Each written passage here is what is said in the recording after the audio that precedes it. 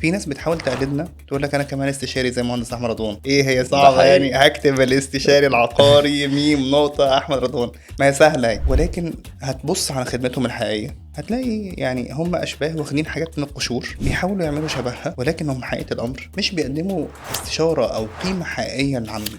ما بيقدمش خدمة حقيقية للعميل. صحيح صحيح.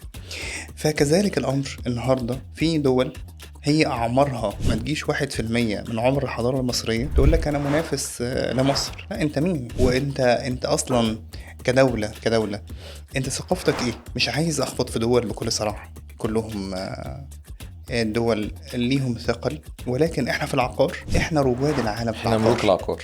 احنا ملوك العقار. بالظبط كده.